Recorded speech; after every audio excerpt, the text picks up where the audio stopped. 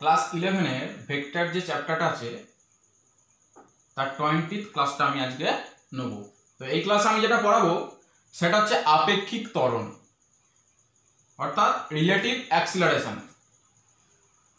তো ত্বরণ এই টার্মটা কিন্তু নতুন নতুন অ্যাকচুয়ালি না, তোমরা 9-10-এ সবাই পড়েছো, কিন্তু 11-এ ত্বরণ প্রথমবারের মতো আমি পড়াচ্ছি। কারণ আমি প্রথম চ্যাপ্টারটা বা একমাত্রিক গতি ওয়ান ডাইমেনশনাল মোশন যে চ্যাপ্টারটা আছে সেই চ্যাপ্টারটা না পড়িয়ে আমি ভেক্টর চ্যাপ্টারটা পড়াচ্ছি। সেই জন্য ত্বরণ জিনিসটা কি আরেকবার তোমাদেরকে স্মরণ করাতে চাই। ত্বরণ কি? ত্বরণ হচ্ছে বেগের পরিবর্তন, বেগের পরিবর্তন, change of velocity by time, সময়। এটা তোমরা পড়েছিলে 9-10-এ যে বেগের পরিবর্তন বাই সময়কে কি বলে? ত্বরণ। অর্থাৎ একক সময় কোনো বস্তুর বেগের যে পরিবর্তন সেটাকে কি বলা হচ্ছে? ত্বরণ। বা বেগ পরিবর্তনের হারকে কি বলে? ত্বরণ। তো এটা একটুখানি বোঝা যাক যে বেগের পরিবর্তন বাই সময় এই ব্যাপারটা কি। ধরা যাক একটা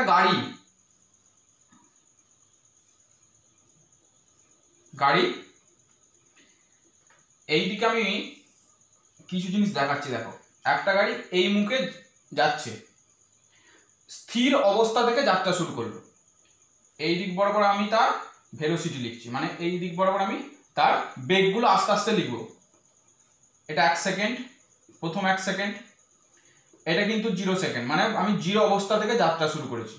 এটা সেকেন্ডটা অর্থাৎ পরের যে 1 সেকেন্ড। এটা 1 সেকেন্ড অর্থাৎ তৃতীয় যে সেকেন্ডটা, এটা চতুর্থ যে সেকেন্ড। এরকম ভাবে আমি ধরছি। তো গাড়িটা এই স্থির অবস্থা থেকে যাত্রা শুরু করলো, স্টার্ট দিল। তার মানে প্রথমে স্থির অবস্থা মানে কি? তার বেগ কত ছিল? এই পজিশনে 0।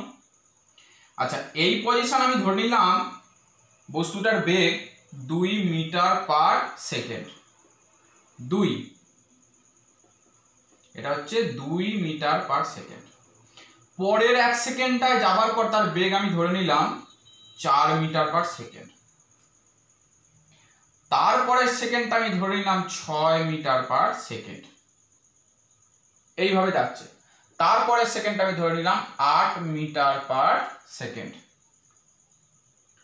বুঝতে পারলে? মানে এইগুলো কি প্রকাশ পাচ্ছে যে প্রত্যেকটা সেকেন্ডের শেষে তার বেগ কত হয়েছে। প্রথমে 0, তারপরে 2, তারপরে সেকেন্ডে 4, তারপরে সেকেন্ডে 6, তারপরে সেকেন্ডে 8। আর একবার সে এইভাবে গেল, মানে এইটা কোনো এক অবস্থায় এইভাবে গেল। আর একবার যদি গাড়িটাকে আমি যাত্রা শুরু করি স্থির অবস্থা থেকে, প্রথমে তার ছিল 0, তারপরে হলো 2, আমি ধরে নিলাম, তারপরে হলো 5, তারপরে হলো 6, তারপরে হলো 8, এইভাবে আমি ধরলাম। তাহলে প্রথম 1 সেকেন্ডটায় এই গাড়িটার ত্বরণ কত হবে? ত্বরণ মানে কি? বেগের পরিবর্তন, অর্থাৎ অন্তিম বেগ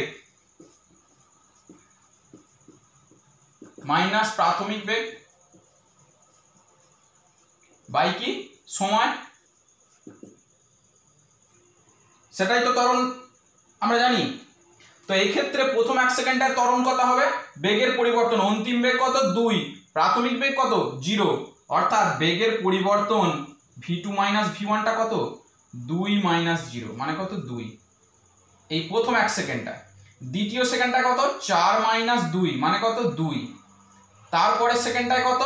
সেটা তো 2, তারপরে সেকেন্ডটাও 2। এবার যদি আমি টাইম দিয়ে ভাগ করে দিই, কত টাইম? 1 সেকেন্ড, প্রত্যেকটাতেই 1 সেকেন্ড, প্রত্যেকটাতেই 1 সেকেন্ড। তার মানে কত বেরোচ্ছে? 2, 2, 2, 2। অর্থাৎ ত্বরণ মানে হচ্ছে বেগের পরিবর্তন বাই সময়। অর্থাৎ ওই যে বেগটা পরিবর্তিত হয়েছে সেটা কতটা টাইমে, সেই দুটোকে ভাগ করে দিলে আমি কি পেয়ে যাবো? ত্বরণ। এখানেও একটা ত্বরণ পেলাম, যেটা প্রত্যেকটা সেকেন্ডে ত্বরণ কত হচ্ছিল? দেখো, 2, 2, 2।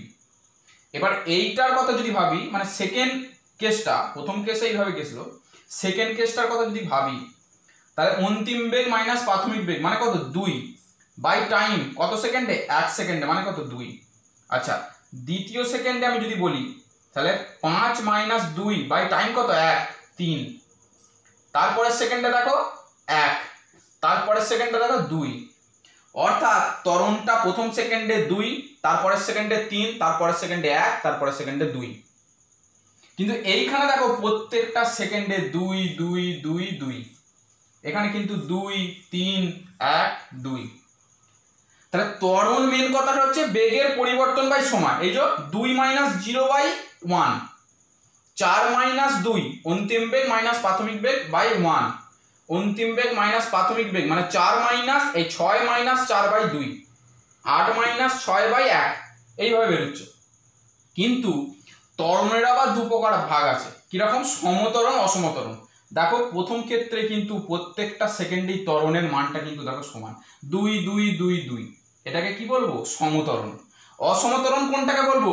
প্রত্যেকটা সেকেন্ডে ত্বরণের মান যদি আলাদা হয়, অর্থাৎ এই যে বেগটা বাড়ছে, এই যে বেগটা বাড়ছে তো বেগটা 0 থেকে 2 5 6 8 বাড়ছে, কিন্তু সে বাড়ার যে পরিমাণটা সেটা কিন্তু প্রত্যেকটা সেকেন্ডে সমান নয়, কখনো 2, কখনো 3, কখনো 1, কখনো 2। কার সাপেক্ষে? টাইমের সাপেক্ষে। তখন সেটাকে কি বলবো? অসমত্বরণ। অর্থাৎ এইটা কি হয়ে গেল? সমত্বরণ, আর এইটা কি হয়ে গেল? অসমত্বরণ। তাহলে ত্বরণ বুঝলে, সমত্বরণ বুঝলে, অসমত্বরণ বুঝলে। যেহেতু আমি ফার্স্ট চ্যাপ্টারটা এখনো পড়াইনি, সেই জন্য আমি ত্বরণ জিনিসটা একটু ডিটেলসে বলে দিলাম।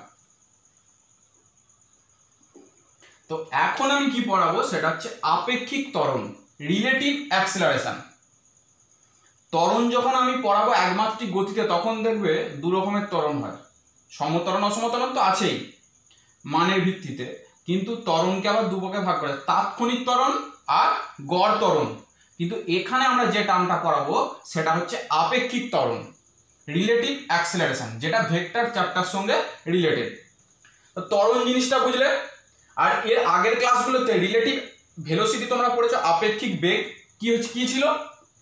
ধরা যাক একটা বস্তু v1 বেগে এই দিকে যাচ্ছে, আর একটা বস্তু v2 বেগে এই দিকে যাচ্ছে, তখন v1 এর সাপেক্ষে অর্থাৎ এই বস্তুর সাপেক্ষে এই বস্তুর আপেক্ষিক বেগ কত ছিল না v21, মানেটা কি ছিল?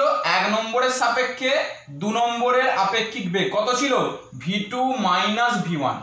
যার সাপেক্ষে বলবো সেটা ছিল শেষে, দেখো দু ক্ষেত্রেই শেষে 1, আর এটা কি 1। 1 নম্বরের সাপেক্ষে 2 নম্বরের আপেক্ষিক বেগ বা রিলেটিভ ভেলোসিটি কত ছিল? v21 মানে v2 - v1। আচ্ছা, এখন বেগ না বলে জাস্ট আমি শুধু ত্বরণ বলে দেবো। ধরা যাক এ বস্তুটার ত্বরণ হচ্ছে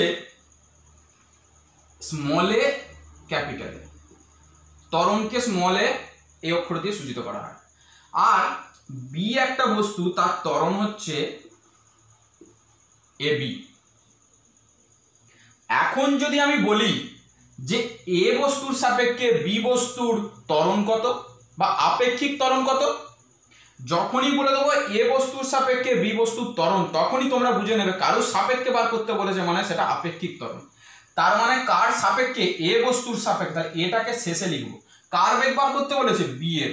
এর সাপেক্ষে বি এর আপেক্ষিক ত্বরণ, তাহলে কি হবে? এ বি মাইনাস এ এ। যার সাপেক্ষে বলবে সেটা সবসময় শেষে থাকবে। এবার যদি আমি বলি বি এর সাপেক্ষে এর, বি এর সাপেক্ষে তার মানে বিটা শেষে এটা আগে, মাইনাস এ বি। একই জিনিস, ওটা ছিল বেগ, এটা হলো ত্বরণ, বাকি ক্যালকুলেশন সব সেম হবে। তো এটা কি বলা হচ্ছে না এর সাপেক্ষে বি এর আপেক্ষিক ত্বরণ, আর এটাকে বলা হচ্ছে বি এর সাপেক্ষে এর আপেক্ষিক ত্বরণ। তার মানে এই দুটোর সম্পর্ক কি হবে? এইটা যে অভিমুখে হবে এটা নিশ্চয়ই তার অপোজিট দিকে হবে, অর্থাৎ এ এ বি যেটা হবে সেটা মাইনাস এ বি হবে, আগেই জেনেছো। এবার এই রিলেটিভ অ্যাক্সিলারেশন সম্পর্কে কিছু ম্যাথামেটিক্যাল কনসেপ্ট তোমাদের আমি দেবো বা নিউমেরিক্যাল কিছু করাবো, যেগুলো করালে এই জিনিসটা তোমাদের আরো ক্লিয়ার হবে। আচ্ছা,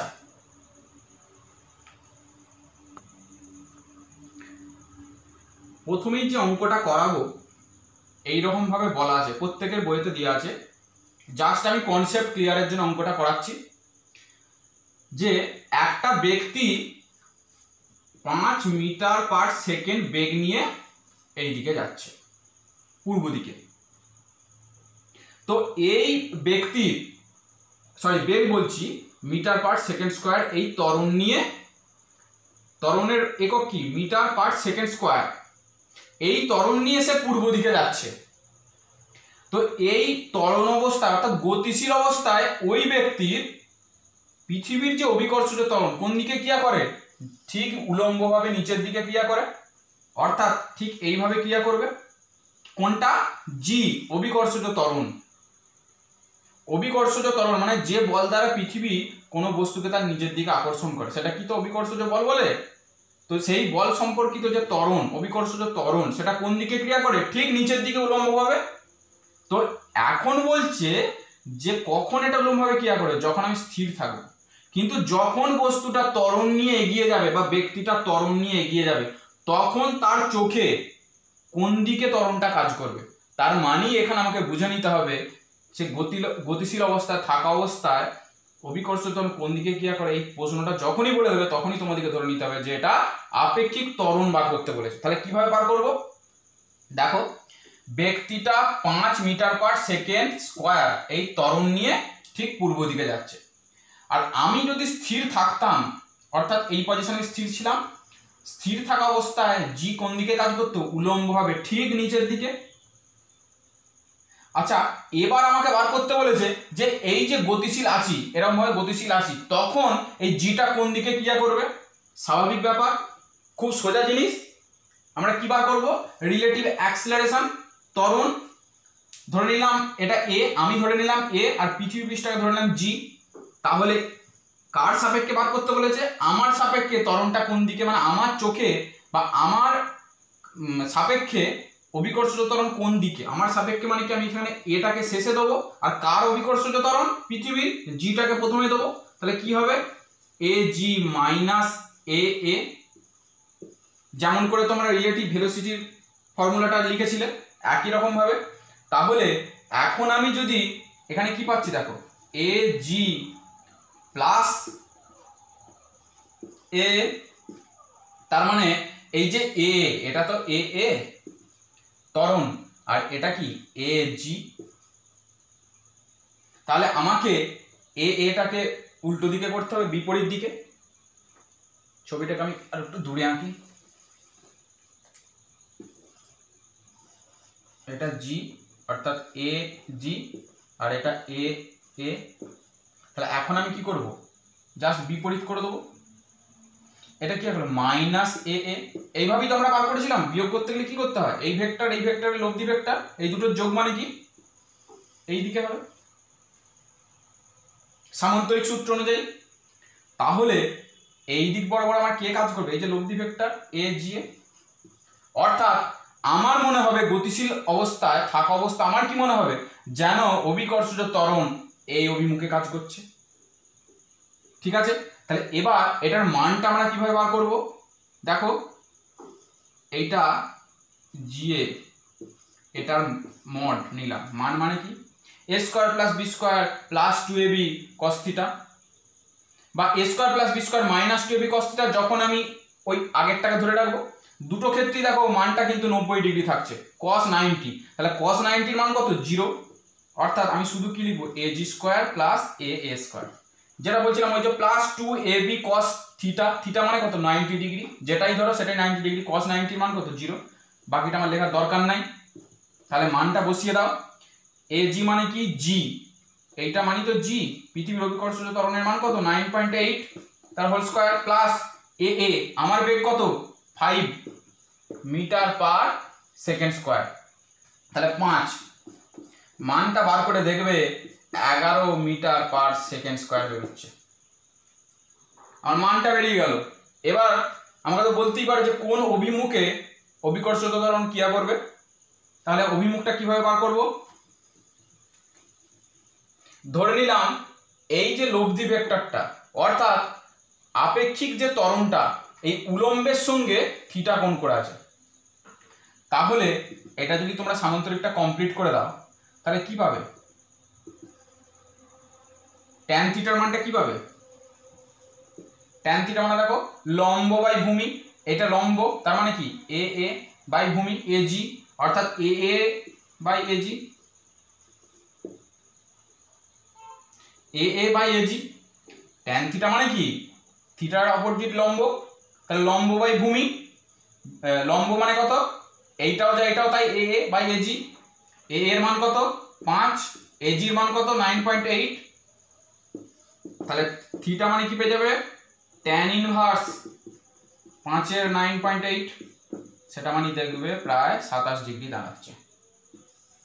তাহলে তখন উত্তরটা এইভাবে বলতে হবে যে আমি যখন গতিশীল আছি তখন আমার সাপেক্ষে পৃথিবীর অভিকর্ষজ ত্বরণের মান 11 মিটার পার সেকেন্ড স্কোয়ার, এবং সেটা কোন দিকে কাজ করবে না স্থির অবস্থায় থাকা অবস্থায় অভিকর্ষজ ত্বরণ যেদিকে কাজ করতে অর্থাৎ উলম্ব তার সাথে 27 ডিগ্রি কোণ করে।